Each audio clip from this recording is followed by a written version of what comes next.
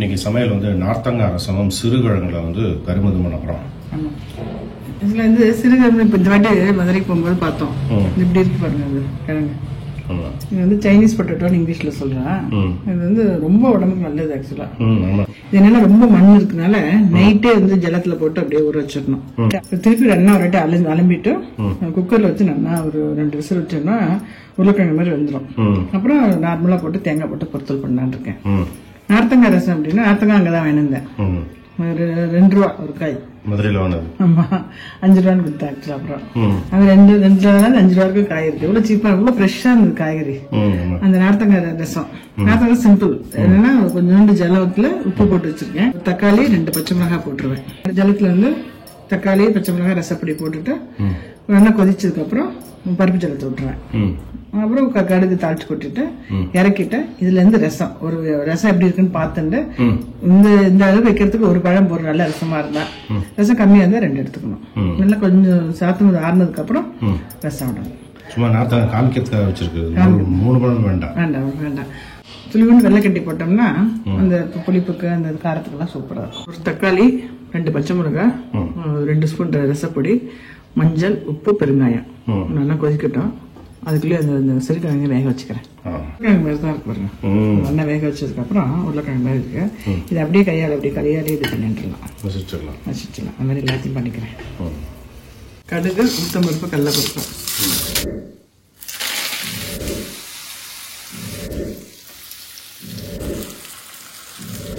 சாம்பார் பட்டியை போட்டுறேன். ஜூஸ் எடுத்துக்கிறேன். நல்லா இருக்கும் ஜூஸ். ஒரு பழம் போடும். ஆயிடுத்து பொறுத்தல ஆயிடுத்து. இப்போ ரசம் கொதிச்சுட்டு இருக்கு பாருங்க. இப்போ பருப்பு ஜலம் விட்டுட்டு கொஞ்சோண்டு கல்கண்டை போடுவேன். இந்த பருப்பு ஜலம் விட்டுட்டு இந்த கல்கண்டே போட்டேன். பொங்கி வரும்போது ஆஃப் பண்றேன். கொதிக்க விடக்கூடாது. ஈய பாத்திரத்தில் நார்த்தங்காய் ரசம். ரசம் நம்ம ஊர் தான். மதுரை என்ன மதுரை எப்படி ரசம் வந்து நாத்தம் வந்து காஞ்சி போன மாதிரி இருந்தது. இவ்வளவு ரசம் வந்துருக்கு. நம்ம தோட்டத்துல வச்ச செடி இதே மாதிரி இதே இதுதான். பொறுத்துல ஆஃப் பண்ணிட்டேன். பொங்கினதுக்கு அப்புறம் இந்த நெய்ல வந்து கடுகு தாளிச்சிருக்கேன். அதை போட்டு நார்த்தங்காய் ரசத்தை விடுவேன். மதுரை மார்க்கெட் ஷார்ட்ஸ் ஒன்று போட்டிருந்தேன். பாத்தியா? பார்த்தேன். நல்லா இருந்தது. பொங்கிட்டு இருந்தது. அந்த நெய்ல வந்து கடுகும் பெருங்காயம் தாளிச்சேன் போட்டிருக்கேன். ஆஃப் பண்ணியாச்சு. இந்த ரசம் வந்து கொஞ்சம் ஆறட்டு விடுறேன். எடுத்து நார்த்தங்காய் ரசத்தை விட்டுட்டேன். ஆமா ஆயிடுச்சு. சமையல் ஆயிடுச்சு. சிறுகிழங்குல பொறுத்தவரும் நார்த்தங்காய் ரசம் சிறுகிழங்குல பொறுத்தவரும் சூப்பர். அமர்க்கணமா இருக்கு. சாப்பிட கல்யாண சாப்பாடு மாதிரி இருக்குது. கொஞ்சம் சுண்டைக்காய் வதக்குறேன். ஃபேண்டாஸ்டிக். தேங்க்யூ. இன்னைக்கு ஆன்மீக தகவல்ல வீணை ஆஞ்சநேயர் பத்தி நம்ம பார்க்க போறோம். வீணை ஆஞ்சநேயர் எங்க இருக்கார், வீணை ஆஞ்சநேயர் நமக்கு சொல்லிக் கொடுக்கிற பாடம் என்ன அப்படின்னு பார்க்க போறோம். நமக்கெல்லாம் தெரியும், நாரத முனிவர் வந்து பெரிய வீணை வித்வான், திரிலோக சஞ்சாரி. 3 லோகத்துக்கும் எப்ப வேணாலும் போயிட்டு வரலாம். கையில எப்பவுமே வந்து வீணை இருக்கும். அதே மாதிரி தும்புரு அப்படிங்கிறவர் கைலாய மலையில வீணை வாசிக்கிறவர். நாரதர் வந்து குறிப்பா வைகுந்தத்துல வீணை வாசிக்கிறவர். சிவபெருமானுக்கும் பெருமாளுக்கும் 2 பேரும் வீணை வாசிச்சு தங்களுடைய திறமைகள்லாம் காமிச்சுட்டு இருப்பான். ஒரு நாள் 2 பேருக்கும் போட்டி வந்தது. நாரதருக்கும் தும்புருவுக்கும் போட்டி. யார் வீணை வாசிக்கிறதுல மிக சிறந்தவர் அப்படின்னு ஒரு போட்டி. 2 பேரும் முடிவு பண்றான், கைலாய மலைக்கு போய் சிவபெருமான்கிட்ட கேட்போம், வாசிச்சு காமிப்போம். அவருக்கு முன்னால 2 பேரும் வாசிச்சு காமிப்போம். அவருடைய தீர்ப்பு என்ன அப்படின்னு பார்ப்போம் அப்படின்னு சொல்லி 2 பேரும் கைலாய மலைக்கு சிவனை நோக்கி போயிட்டு இருக்கான். அப்போ ஒரு வனம், பெரிய காடு. அந்த காட்டு நடுவுல ஜெய் ஸ்ரீராம் ஜெய் ஸ்ரீராம் அப்படின்னு சப்தம் கேட்கறது. எங்கிருந்து இந்த ராமநாமம், இந்த ஜபம் எங்கிருந்து வருது அப்படின்னு காட்டுக்கு உள்ள பயணிக்கிறான். ரொம்ப தூரம் உள்ள போனதுக்கு அப்புறம் ஒரு சின்ன பாறை மேல ஆஞ்சநேயர் உட்கார்ந்து ராமநாம ஜபம் சொல்லிட்டு இருக்காரு. இவா 2 பேரையும் பார்த்தோன்னே அவருக்கு ரொம்ப சந்தோஷமானது. 2 வீணை வித்வான்கள் வந்திருக்கையில ரொம்ப சந்தோஷம் அவங்கள பார்க்கறதுக்கு. என்ன விஷயம் அப்படிங்கும்போது இவா 2 பேர் சொல்றான், இந்த மாதிரி எங்கள்ல யார் சிறந்தவர் அப்படின்னு போட்டி. அதை சிவபெருமானுக்கு வாசிச்சு காமிச்சு நிரூபிச்சு அவர்கிட்ட இருந்து தீர்ப்பு வாங்க போறோம் அப்படின்னு சொல்றான். அப்போ ஆஞ்சநேயர் சொல்ற, ரொம்ப சந்தோஷமான விஷயம், அது எனக்கு கொஞ்சம் வாசிச்சு காமிங்களே அப்படிங்கிறார். 2 பேரும் நல்லா வாசிக்கிறா. ரொம்ப பிடிச்சிருக்கு ஆஞ்சநேயருக்கு.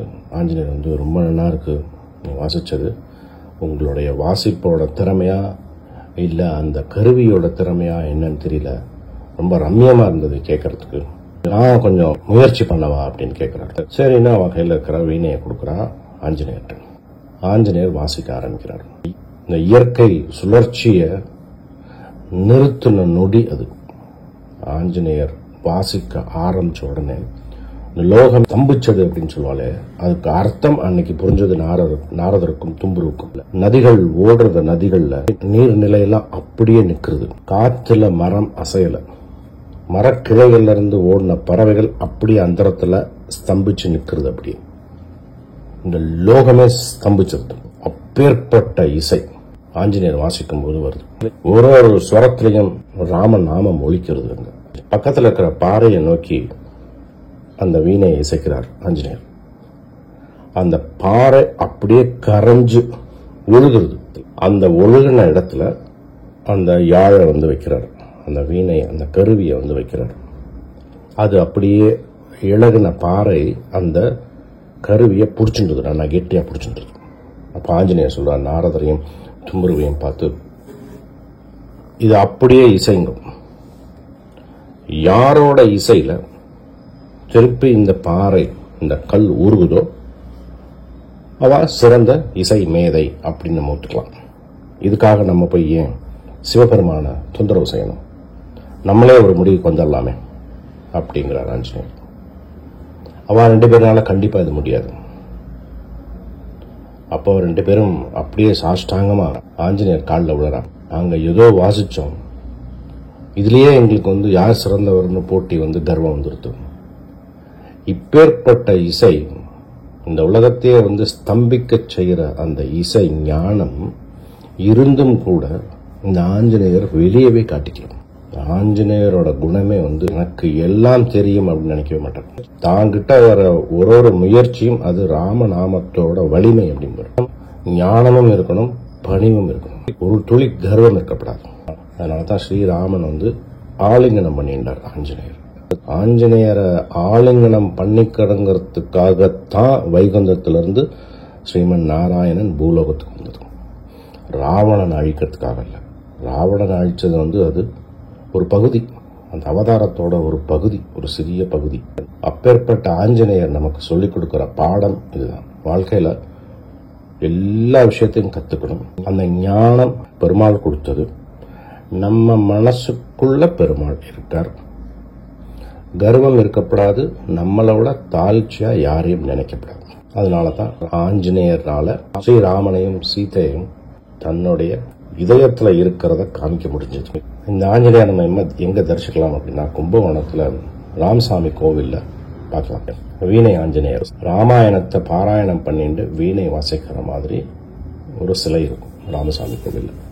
அனுமன் வாசிக்கிற ஒவ்வொரு ஸ்வரத்திலையும் ராம் ராம் ராம் அப்படிங்கிற வார்த்தை இருக்கும். அந்த ஸ்வரத்துல, அந்த நாதத்துல வந்து ஸ்ரீராமனே வந்து ஒன்றிடுவார். அப்பேற்பட்ட இசை. ஆனா வெளியே காட்டிக்க மாட்டார் ஆஞ்சநேயர். அவருக்கு பிடித்த ராகம் வந்து தோடி, அதை வந்து அனுமத்தோடி அப்படின்னு சொல்லுவோம். அனுமத்தோடி ராகம் ஆஞ்சநேயர் வாசிச்சது. அதனால இந்த வீணை ஆஞ்சநேயர் நம்ம கத்துக்க வேண்டிய பாடம், ஞானத்தை வளர்க்கணும், கர்வத்தை ஒழிக்கணும். இதான் வீணை ஆஞ்சநேயர் நமக்கு சொல்லிக் கொடுக்கிற பாடம்.